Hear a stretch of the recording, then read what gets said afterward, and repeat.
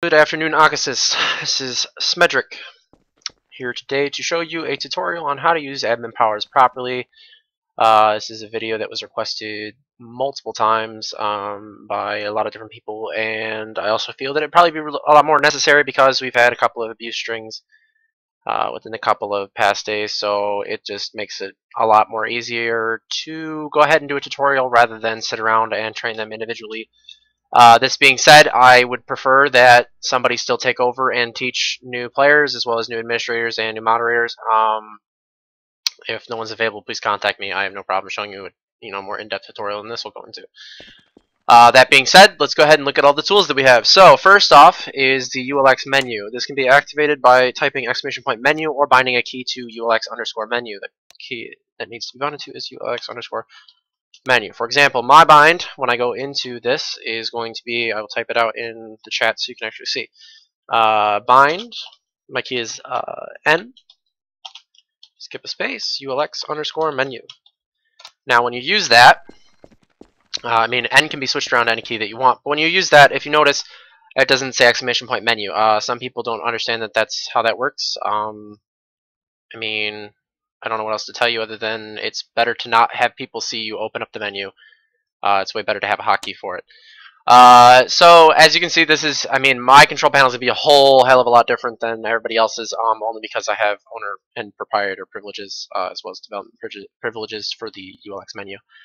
So most of the stuff that you're probably going to work with is going to come out of fun. It's going to come out of utility. That being said, as you can see, they all have very general names: ban ID, kick, no clip, spectate. You can view players who are playing. Unban you may or may not have. I don't remember how I ended up doing it. Sometimes I don't allow certain ranks to unban only because I'm worried that they will unban people that I don't want to be unbanned. That being said, fun has your armor, your blind, your cloak, your freeze, your god, your HP, jail, TP, jail, slap, slay, silent slay, strip, and whip. So the general idea that you want to get is, in the past, people have said that you need to be admin on duty staff on duty rather, in order to actually help players with their problems. We've come to a consensus that, well, first off, nowhere does it say that you need to be staff on duty unless you're going to continuously help people. But I will go staff on duty just to prove my point. As you can see, I am staff on duty. Down here in the corner, it shows my name, my money, etc., etc. At this point, as being staff on duty, I can either use the menu, and I can go up here and I can say, okay, I need to god myself, ULX god, and I should probably cloak myself too because I don't want to interfere with RP. So now I'm cloaked by amount 0. 0 is good, 255 is solid. That means that you are going to be, if you notice, it just says you uncloak, but if you cloak yourself by a certain number, it'll give yourself a different thing. Anyways, you can always use !point commands in order to get yourself what you want to do. Usually you can type in just God, I can type in just cloak. Usually it's the general term, never anything too overwhelming as far as that goes. Most commands can be undone by typing just /ongod, /uncloak. That goes with pretty much everything except for bans and kicks. I'm trying to think of some things that are just basically general knowledge. Whenever we bring a player, we want to use !bring and then player name. That's going to tell me that there's no target found, but just so you understand that. So for example, if I wanted to bring myself, I type in bring Smedrek. Obviously I can't do that because I can't target myself. It's hard to explain to people. Some people always say, oh, it says I need, no clip in order to do that or do whatever. So if I want to go to somebody, it's the same type of thing. Go to, player name, obviously without the brackets. So if I wanted to go to myself, I would type go to Smed. Now the problem becomes, a lot of people say that there's multiple targets found. It comes up with an error and it says something like cannot contain multiple targets found. That is because the amount of letters you are using is in someone else's name. So for example, let's pretend somebody else on the server is named Smelly. Okay, so if I type go to Sme, it's gonna say sorry, but there are multiple targets. That being SME is in my name and SME is in Smelly's name. The only way to bypass that is if I'm trying to go to Smelly, I go to Smelly. It'll send you as long as his name isn't part of someone else's name. It becomes a bit more difficult when people try to impersonate one another. There's a Lenny script I know that runs that. However, believe me, you don't have to worry about Lenny. It's well covered by Cake that we currently have on our server. Now, the nice thing about this is something that we added in a previous patch is you can use /dlogs, and that'll pull up this. This will show you everybody who's changed their name, everybody who's changed their job. As you see, Sergeant Smedrek has changed their name from citizen to staff on duty. It'll actually also give you the person's name in case they're actually aliased as someone else. And from here, you can actually copy their Steam ID and do stuff like that. You can see prop spawns, you can see tool logs, you can see kills, deaths, or arrests, unarrests, wanted, warrant, connection. It'll even show you who's joined and who hasn't joined, or who has tried to leave. So this is where you would probably go if you're looking for somebody that, you know, you're trying to grab them. They RDM'd and left. I'll show you a different way of doing so in a couple of minutes. Demotions, this will show the reason, you know, which player started it, which player it was against. Hit log is to make sure Hitman's staying on the up and up, actually performing logs. It'll show you who placed it, when he actually completed it, or when he didn't complete it. Damage will show you any damage. Now, you can come down here and you can select choose a player. Now, if there was more than one player on the server, it would show 2 different people. It'll show damage done and damage given. So, for example, if somebody comes on and says, "Hey, you know, someone shot me, but I can't figure out who," and you're trying to, you know, figure out definitely why they're running around shooting random people, this is where you would see, you know, let's for example, Smelly shot Smedrek for 10 damage with gun, whatever. At what time? You would grab him and say, "Hey, I see you're shooting people for 10 damage." At that point, you'd go ahead and you'd work through. This is your chat log. It logs every single thing that comes through the server.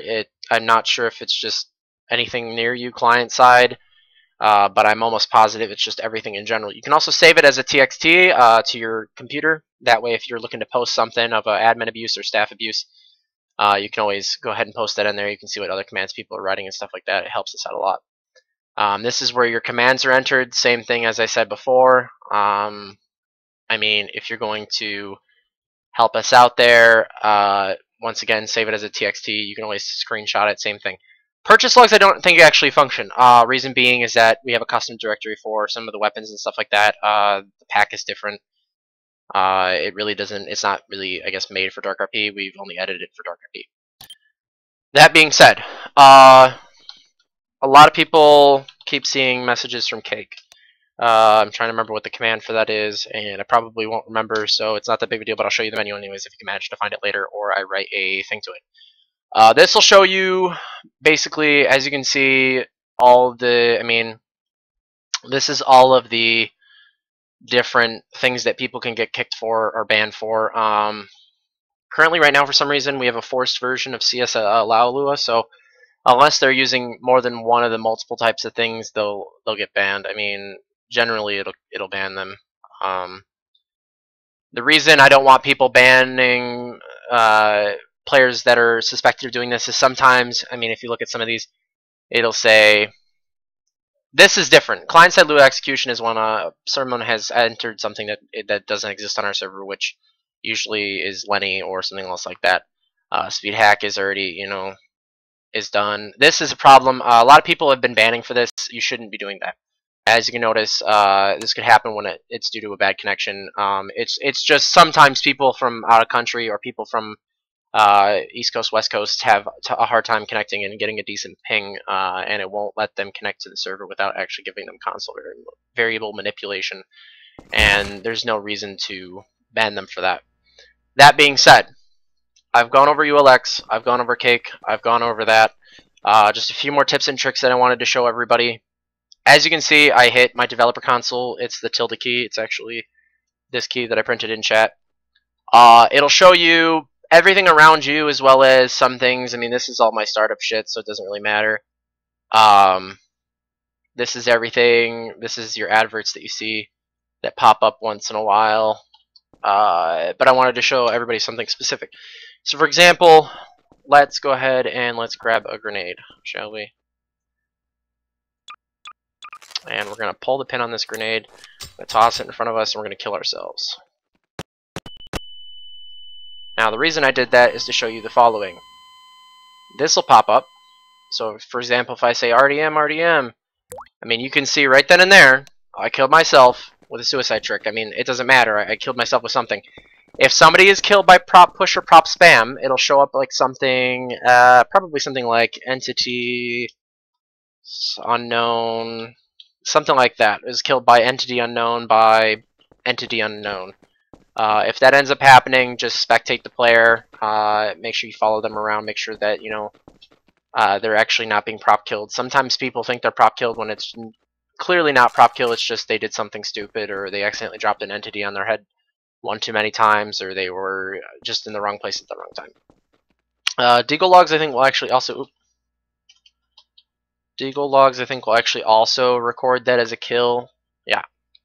If need be, you can copy the line and someone says, oh, well, Jimmy killed me, and you can say no, and matter of fact, you killed yourself, and you can paste it to him. I mean, that's really as far as that goes.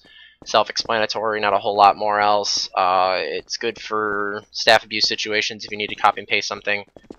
I'm trying to think of what else I can go over. Oh, okay, so a lot of times the server's been crashing due to prop spam, and people have been able to at least find who the player is and get them banned and disconnect them.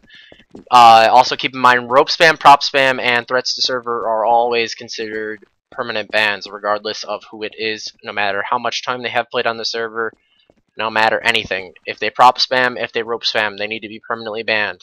No ifs, ands, or buts. That being said, if I use the tool rope, so I go and I find myself rope, and I set that one between here and there, I go to the console and it says use tool rope on maps RP downtown, V4C, V2. I can't get you a closer way to tell who the hell is rope spamming. I mean, it's literally right in front of you. Like, I'm highlighting the two things right there. It's quite impossible to not notice that. If there is rope spam, I mean, some people will get upset, but this is the easiest way to go about doing it. You start with your normal queue menu. You go to Utilities, you go to Admin, Cleanup. Be careful not to click anything else on this list other than what I'm about to show you. You want to click Rope-Based Constraints. That is going to get rid of the two ropes that were there. Please keep in mind, we do permanently ban and demote if you click Clean Up Everything or Clean Up Advanced Dupe 2 or any of our NPCs. It takes a fuck ton of time to sit here and set positions of stuff and make sure that they're all functioning in the correct areas that they're functioning. The entities that we have here will disappear. The text screens that we have there will disappear. And if I have to restart the server, I'm going to be a very upset person.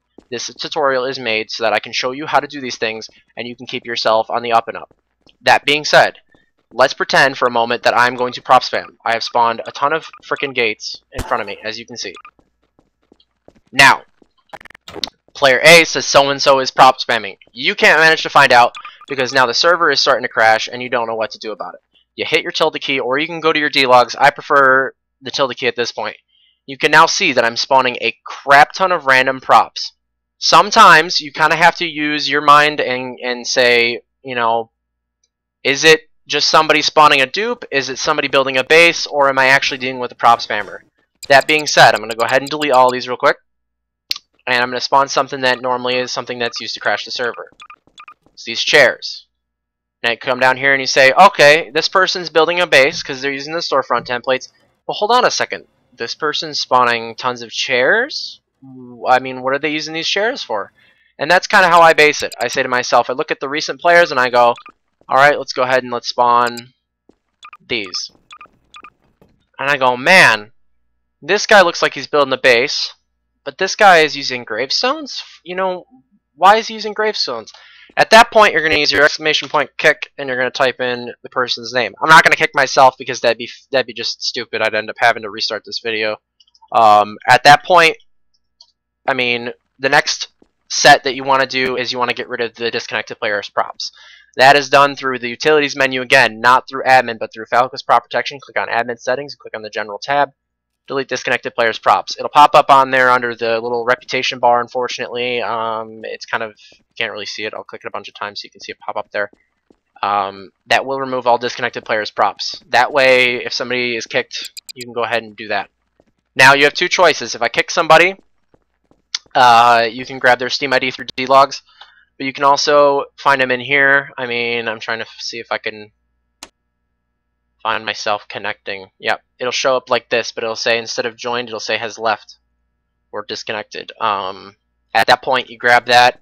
So for example, I'll show you a little way that I do it, because we've already subsided, the prop spam has subsided, you click and drag it, come down here, copy this half, and this is where we would drop ourselves down here, ban ID, you paste it, prop spam, and you take ULEX ban ID. That would get rid of the person. Usually 9 times out of 10, as far as I've seen, the person who you've banned will attempt to reconnect like an idiot.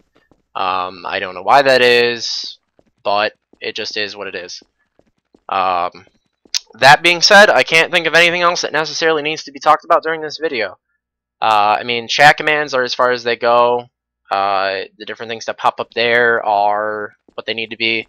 I would like to reiterate and say thank you for watching this video, and I appreciate all the time and hard work that you guys dedicate to our server. I usually don't talk to a whole lot of community members unless I'm playing, and actually this video was actually almost not going to happen due to the fact that I more or less just don't like to speak for a long period of time. I mean, a lot of people keep asking, what makes the server different? What makes you different? I've administrated on, Half-Life 2 Deathmatch, Half-Life 2 Roleplay. I've done, some just other Gary's Mod General stuff. I've used ULX since, I think, when it was created in 2006, 2008, something like that. But I've been, using other things since then. I've had a great deal of time as far as working on Gary's Mod. I have over 2,000 hours. It only shows 1,000 on my current account, but that's because my other account was. But something actually that I wanted to point out, because now I remembered it off the top of my head. Standard procedure, bring. So we're gonna bring a player. We're gonna then freeze them. Same way, like I said before, you bring Smed. I'm gonna actually freeze myself with this. This ensures that they can't really move. I typed freeze twice. This ensures that they can't move. So for example, if I freeze myself, I can't move. Like, I can't at all move. I can talk, I just can't move. You unfreeze them when you're done. If you need to jail them, you can jail Smed 120. That'll jail me for 120 seconds wherever I'm standing. Now, I prefer to use the following. Jail TP, Smed, and then I say, oh, he's RDM in 240 seconds.